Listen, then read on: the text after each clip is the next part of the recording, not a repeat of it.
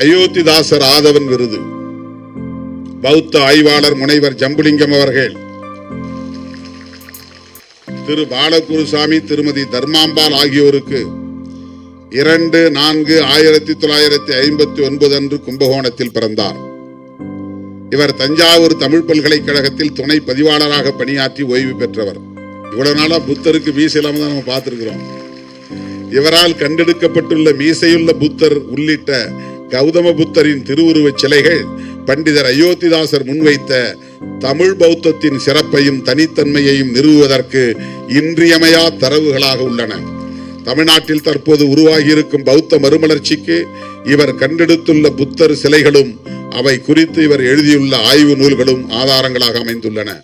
பண்டிதர் அயோத்திதாசர் வழியில் முனைவர் ஜம்புலிங்கம் அவர்கள் தமிழ் பௌத்த ஆய்வுக்கும் பௌத்த மறுமலர்ச்சிக்கும் ஆற்றியுள்ள அரும் பணிகளை பாராட்டி விடுதலை சிறுத்தைகள் கட்சியின் சார்பில் 2025 ஆண்டுக்கான அயோத்திதாசர் ஆதவன் விருதினை வழங்குவதில் பெருமை அடைகிறோம்.